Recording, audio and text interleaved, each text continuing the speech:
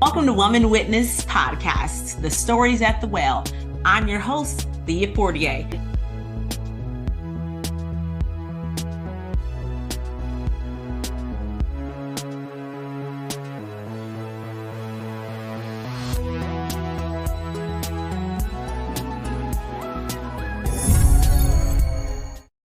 Hey guys, my name is Leah Fortier, and this is a podcast called Woman Witness, The Stories Told at the Well. This is a podcast that celebrates and empowers women to be their authentic selves. Today, we're going to talk a little bit about what Woman Witness actually is. Well, let me go into a little bit of details. I created Woman Witness from a book that I wrote, which is called Woman Witness, He Waits Beside the Well. And it's based off of the book in the Bible called The Samaritan Woman. Now, this incredible woman teaches us a valuable lesson about embracing our true identities and finding the courage to share our stories. Let's get started. The Samaritan woman is found in the Bible, in the Gospel of John, chapter 4. Now, when Jesus encounters this woman at the well, he asks of her for a drink. As they engage in the conversation, Jesus begins to reveal things about her past and how many husbands that she has in her current situationship that she's in. And instead of shaming her, he shows her kindness and understanding. Now, this encounter between Jesus and the Samaritan woman is a powerful example of how we can be our authentic selves with flaws and all, and how our stories have the power to transform. Now, let's take a pause and go back for a minute, because I wanted you to be able to relate to this Samaritan woman like I did when this story of the Samaritan woman really began to resonate with my soul. It took me some time to really feel and put together the pieces of how much similarity her and I actually had. I began to look back at my past and look at the way that I was actually interacting with others, with maybe friends or with just women in general. Back in those days, the women were the ones who went down to the water well to fill it up and bring it back. And when you think about being in a home or a situation where you don't have running water, you have to go get your water, not only so you can cook, drink, wash clothes, clean. Water was a pretty big thing, and you probably had to take several trips, which is why majority of the women went down to the water hole in the morning. Now, this particular Samaritan woman really didn't get along with the rest of the women. In fact, she did probably what a lot of you and I do. She avoided them. And you would think that it was really hot there, right? So instead of going in the morning, which is in the cool of the day, she waited until the afternoon to go to fetch her water. Because to be honest with you, if we were all to take a honest look at ourselves, how many of us actually avoid other people on purpose? I'm going to keep it 100% real, and I will tell you, sometimes I have those days. Sometimes I have those moments where I really don't want to be bothered. If I could avoid you, I would. If I could maybe get on the phone, and I know this sounds bad, but I'm trying to be honest with you guys. I'm trying to connect to this Samaritan woman so you can understand and maybe perhaps see yourself in this Samaritan woman. And if we were to be honest with ourselves, no matter how much that we try to work on ourselves, how much we try to fix ourselves up to be pretty and to be holy, we still have our moments where we don't want to talk to someone, where we would rather get on the phone in a drive-through line or a phone in the line at the grocery store, because you know you're about to run into somebody and you really don't feel like talking. So if we were to be honest with ourselves, we can relate to this Samaritan woman going to the water hole in the tippy top heat of the day just to avoid the women at the water hole. Now let's go into a little bit more about why she did it. As I mentioned before, Jesus met her and told her everything that she's ever did about herself, told her how many husbands and how many divorces she had, and even spoke about her situationship. Now, if you think about how you judge people, or not you, but how some people that you know in your lives are so judgmental, they be quick to call you out on your stuff without first taking a pause and taking a look and saying, you know what, my stuff may not be so clean. But these women took the time to point out probably her insecurities, some things that she was ashamed of, maybe the divorce, or maybe some things that happened to her in the past, or you know how gossip goes around. Maybe these women knew things about her family that they did not mind throwing in her face. So she did what most of us would do, is to avoid the crowd. The first lesson that we can learn from the Samaritan woman is the importance of owning our truth. Now, when she met with Jesus and Jesus told her everything that she did, the Samaritan woman took notice and said, "Sir, you must be a prophet."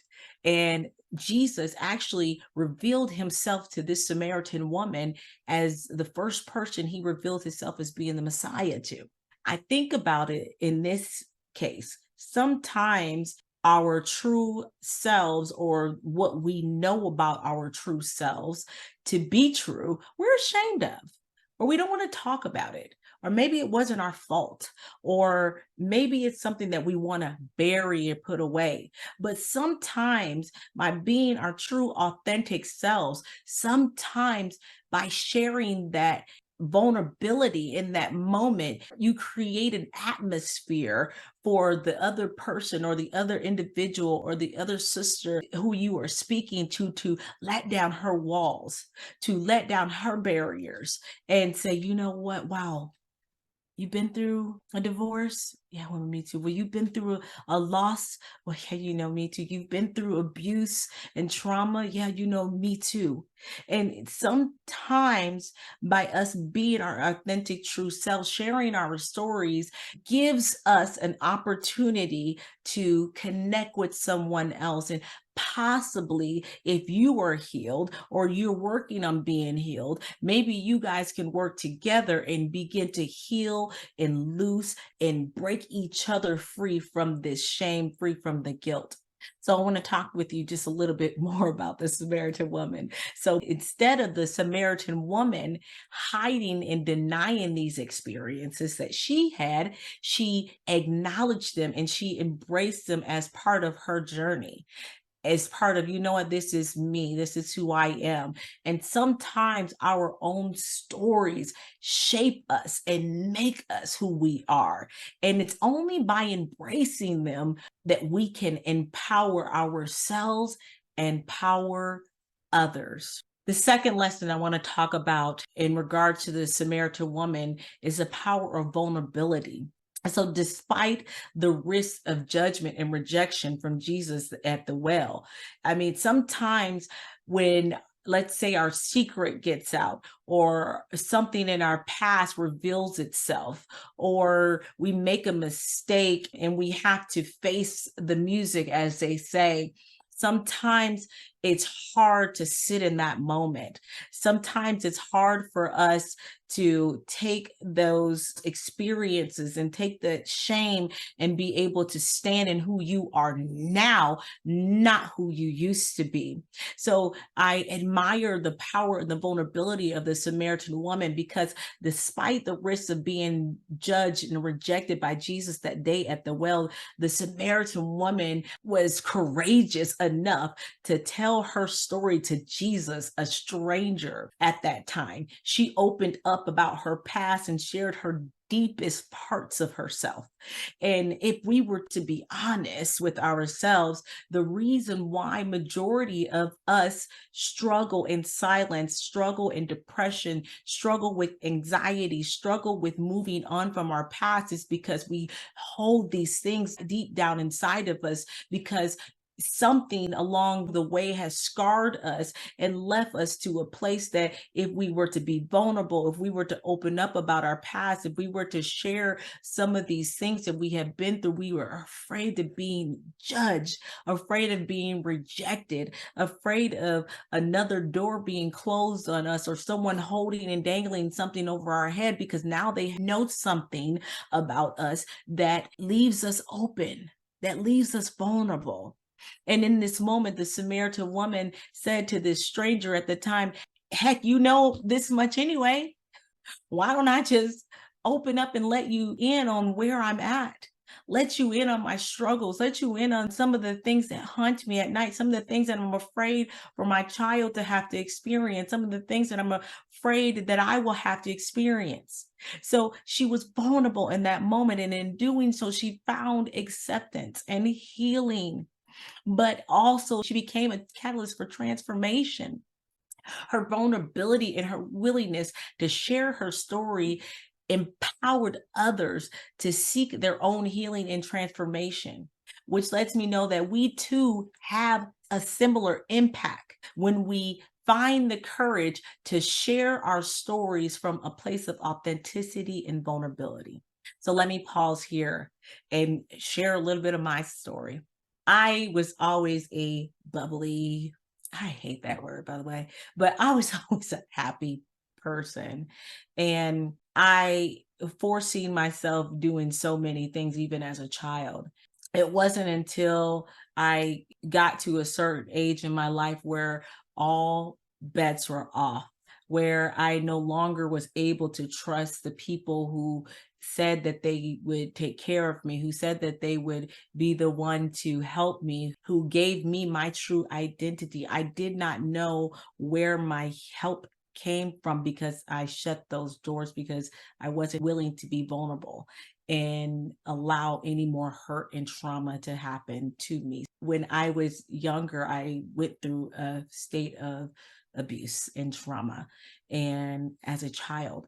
And sometimes when we hold on to this abuse and this trauma, we hold on to it and we don't know how to let it go.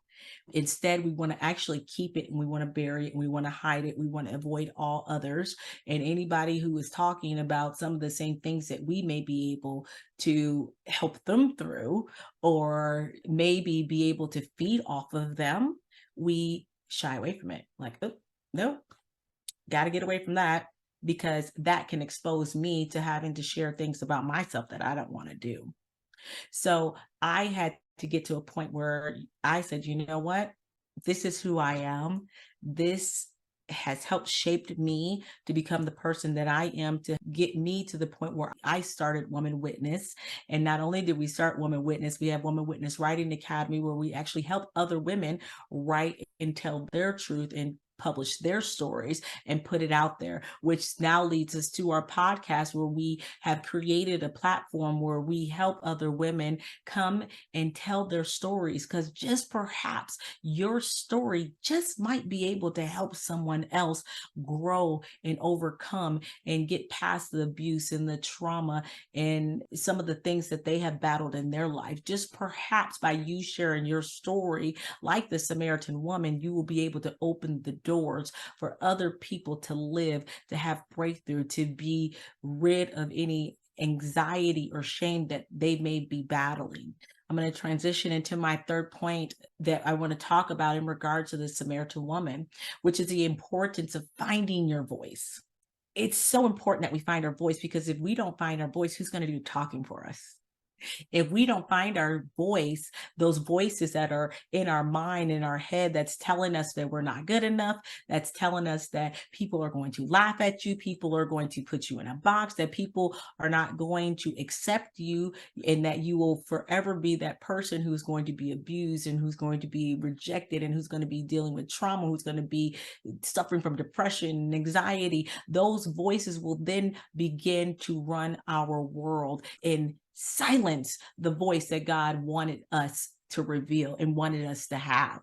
So the Samaritan woman was able to find her voice, and it is only by telling her story that she gains the agency and the influence that was needed for that time. Because if you understand the Samaritans in this point, they knew no Messiah. They knew of a savior coming. So it wasn't until the Samaritan woman had that encounter with Jesus at the well where she went back to go tell everyone in town that she met the man that's told her everything that she's ever done.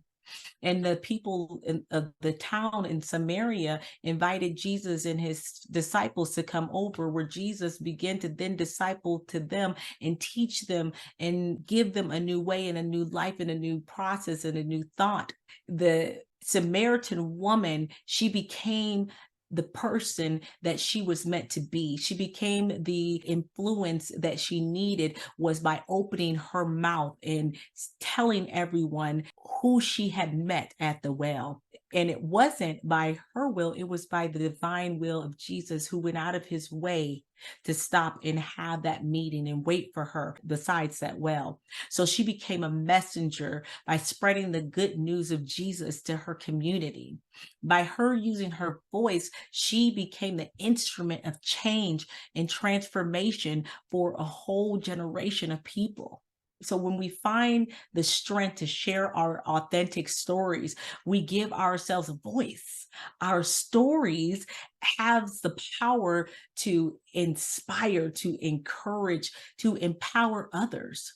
So by sharing our story and experiences, we become catalysts for change. We become our own warriors in our lives. We become the person who breaks down generational behavior, because I don't believe in generational curses. I know it's something, and I know that everyone talks about it, but for me, I don't claim it over my life or over my children, over my future generations. I only claim generational blessings. However, there are behaviors, there's different behaviors, there's different ways that we have always done things. And just because we've always done them that way does not mean it's the right way. And just because when something happens to someone in the family, and maybe, the mom or maybe dad or the cousin or someone may know about it, but we don't want to say anything because we want to keep it hushed and no one wants to make a big deal, and we love this person, and maybe if you just make this change or make that change, no, something has to be done about it. We have to expose it. And the only way to bring down a behavior or a way of life or acceptance in a family is to expose it. So by telling our story, we become a catalyst for change. And the final lesson that I want to talk to you about in regards to the Samaritan woman is the beauty of redemption. Because despite her past, Jesus does not define her by her mistakes or judge her. Instead, he offers forgiveness and restoration and a fresh start. And through this encounter, the Samaritan woman experiences a transformation and an encounter with love and grace. Oh boy, how this teaches and reminds us that we need love and we need grace. We need love and we need grace. We need love and we need grace. We need love to love ourselves first, and we need grace to give to ourselves first. And once we are able to give ourselves love ourselves in all our flaws, we will be able to then open the door to give ourselves grace. We must give ourselves grace. We must give ourselves grace. This teaches us that no matter what our past holds, we too can find redemption and a new beginning. Our stories are not defined by our mistakes, but rather by our growth and our healing and our transformation that comes from them. So, in order for me to be able to help somebody else, I must help myself. In order for me to create a path, the future for my children, I must be able to stand in who I am now and forgive myself for who I used to be. I too must also forgive the things that have happened to me in the past and move towards my future. What the lesson of the Samaritan woman reminds us of is to remember the valuable lesson that she teaches us, and that is to own your own truth, embrace vulnerability, find your voice, and believe in the power of restoration. Own your own truth. Yes, this happened to me. Yes, I had to go through that. Yes, this is the state that I am in, and I am willing to be vulnerable. I am willing to say that I am not perfect. I am willing to say that, yes, I need to go sit with a counselor. Yes, I need to unpack some of this drama and trauma that I have been holding deep down inside. Yes, I need to forgive this situation that happened to me years and years ago, because it's not going to own me or own my future. Yes, I can be vulnerable enough to accept these things. And yes, I'm going to do whatever I can possibly do to find my voice, to stop letting all these voices roam around in my head, leaving me confused as to who I am. I am going to find the voice that sets me free. I am going to find the voice that tells my true story, that is geared to help someone else.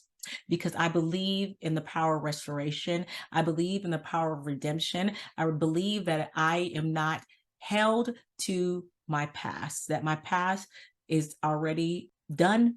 It's had its debut. And now I am going to take the hurdles and the things that I endured, and I'm going to use them for good. That's what the Bible says. The Bible says that anything the enemy has meant for harm, he will turn around and use it for your good. By being our true, authentic selves and sharing our stories, we can empower, we can inspire others to break the bondage that they are currently in, or that they may have a family member go in, or just to change the trajectory of their future. Our stories have such a powerful vehicle for change, and a positive change to transform not just our lives, but the lives that are around us. So it's very important that you remember that you are unique, that you are valuable, that you are resilient, and that your story does matter. By keeping in mind of the Samaritan woman, and keeping in mind her powerful impact that she was able to make just by telling her story and going back and sharing it, becoming a witness to others.